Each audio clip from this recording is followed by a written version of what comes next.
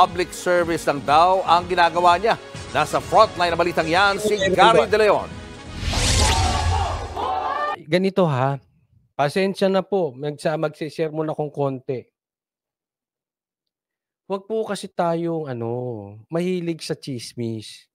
Kasi kaya patuloy na halimbawa sa eleksyon, patuloy na nananalo yung mga politikong may pangalan at nagsasayaw pag nagpe-perform pagka may kampanya. So yung mga yan patuloy na magsasayaw.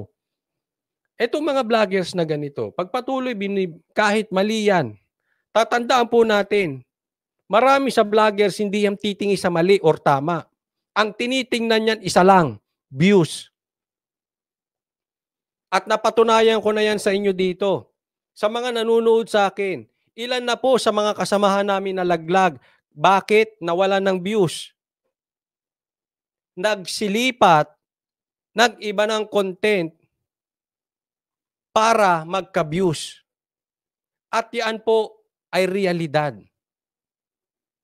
Hindi ko po nilalahat. Meron pa ring taong nakatingin sa tama at mali. Pero pag patuloy tayo na mahihilig sa chismis, yung mga ganitong style nila Rendon, hindi natin maano yan.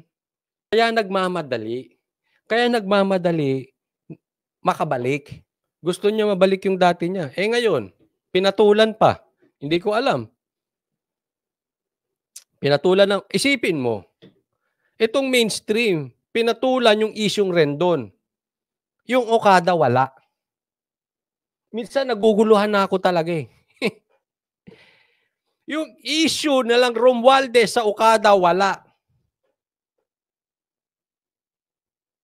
Ang daming malalalim ang issue hindi nilalabas ng mainstream. Etong kay Rendon nilabas. Hindi ko na talaga kayo maintindihan.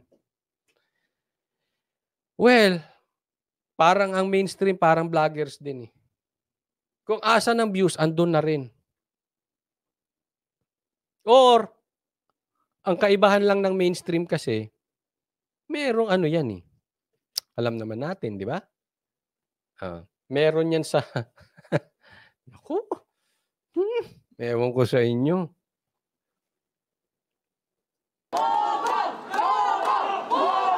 Galit na galit ang mga kaanak ng mga empleyado ng online lending app na ni-raid ng PNP Anti-Cybercrime Group o ACG noong Biyernes ng gabi. Ang kanilang punteriya ang vlogger na si Rendon Labador. May collaboration daw ang vlogger sa PNP ACG. Collab? Ano bang collab niyo, ma'am and sir? Sana all. Kaya sumama siya sa operasyon at nag-live stream. Illegal daw ang operasyon ng kumpanya at nangaharas ng mga kliyente. Ito po'y nananakot. Ito ang trabaho lang nila, manakot. Pero malmama kaanak na... Ikaw, anong trabaho mo? Mamuna. Mang-away. Empleyado sa unang caption ni Rendon sa Facebook Live niya na nagsasabing na huli na raw ang mga empleyado ng illegal na lending app. Base naman sa edit history, makikitang 3 beses pang nagpalit ng caption ng vlogger. Pero bukod sa mismong caption, ikinagalit din ng mga kaanak na nalantad ang mukha ng mga empleyado sa Facebook Live ni Labador. Sagot naman ng PNP ACG, sinabihan naman nila ang mga tauhan ng kumpanya, lalo pat may kasamang media sa raid. Yung assistant mo, nag-ano ba ng muka? Ayan, nagtanong. Ito tanong ni ma'am. Tingnan nyo. Yung assistant mo, nag-ano ba ng muka? Ano nag-ano? Diba dating, nag-ano ba ng muka yung assistant mo? Oh. Meron ba? Wala. Meron ba? Yeah, but I... May sumagot, live po yun. So, yun yung tanong na finifeed mo yung tanong. Ang gusto niyang sabihin, hindi kumuha yung assistant ko, hindi kumuha. Iba ang sagot. Live po yun. Pero kaya bumawi ito si ma'am. Pero kahit live, gave instructions na i-cover nila yung mga faces nila. If they... I give instruction tapos looking. Para to acknowledge. Nagbigay ako ng instruction, takpan nila yung mukha nila. Tapos tingin. 'Di ba? Parang gano'n eh. Ito si ma'am mahilig sa ano. Kanina meron din siyang gano'n eh. Yung fini-feed yung question na yung question niya nagfi-feed siya ng answer. Parang gano'n. Ah. Didn't wanna cover and then alam naman nilang may media. I hope you understand. Kanina, Hindi, iba 'yun. Tandaan natin na kahit live pa 'yun, ang punto ni ma'am, sinabihan daw silang mag-cover kasi may media. So kung hindi sila nag-cover, hindi, iba. Kasi posibleng may nakuhanan siya sa labas or meron na siyang nakuha ng iba. At live po kasi ang vloggers. Okay? Hindi katulad sa mainstream, pag may tinamaan, pwede nilang sabihin, katin mo yan. Eto live. Pag wala na yun. Kita na yun. Yun ang difference. Kahit sa election, ganyan eh. Kaya mas maraming nakuha ang mga vloggers. Kaya nga may mga mainstream, alam ko, galit sa amin. Bumabawi, ang lakas kumain. Unahan ng mga vloggers kumain. Pero iba kasi yun. Legal po yung election campaign. Eto iba. Ipinahiya mo nang wala pang karampatang desisyon. O paano mo i-edit? Live yon. Sige nga. Nai-edit ba live? Nakapost na eh. Ang dami nang nakakita. Naman, bulain mo yung iba. Huwag mong bulain yung mga vloggers. Alam ko ginagawa mo. Rendon. Epal kang talaga. Oh.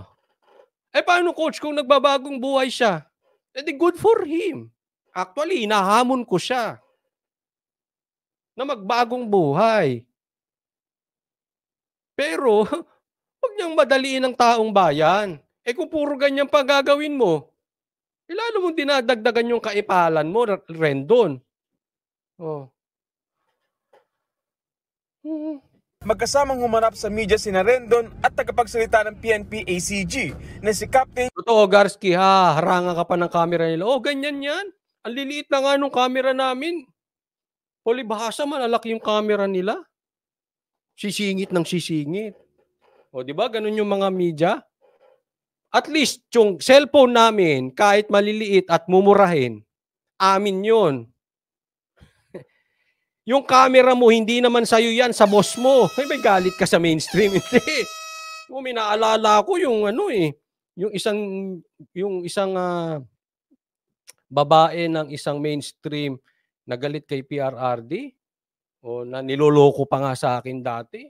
Sumisingit. Nakaupo ako, sumisingit sa harap. Sabi ko. Huwag na natin pag-usapan yun. Election yun eh. Tsaka na, pagdating sa election. Exciting po yung election. Michelle Sabino. Iniimbestigahan daw kung may naging paglabag sa Facebook Live ni Labador sa raid. Part of the process, di ba? When people complain, not just ACG, the PNP as a whole, we investigate. And when we find something wrong, then we do corrective actions. Pakiusap naman ni Labador, huwag na siyang i-bash. Gusto lang daw niyang magamit ang platform niya para sa kapakanan ng publiko. Naging kontrobersyal si Labador dahil sa pagkikipag-away sa ilang mga artista at personalidad. Wag na daw siyang i-bash naman. Rendon, parang hindi tayo pare-parehas vloggers.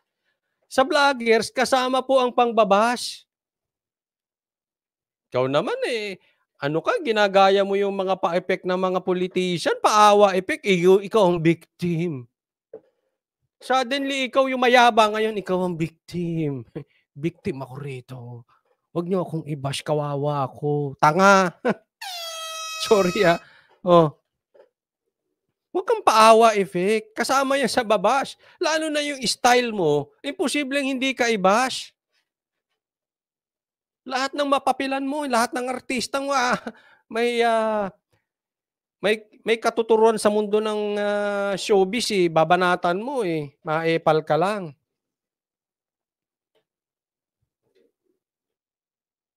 Nangaaway ako dati, galit kayo.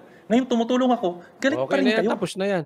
Well, anyway, ako ayokong Again, hindi ko sinasabing may masama na magbigay ng komentaryo sa artista.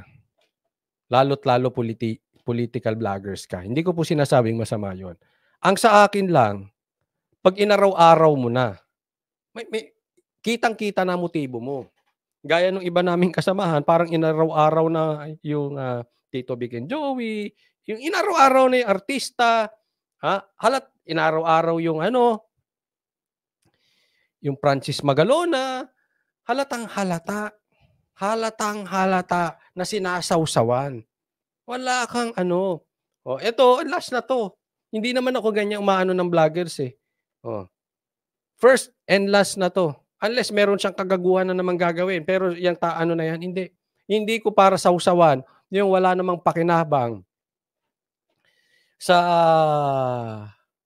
pagkain ng pang-araw-araw ng mga Pilipino.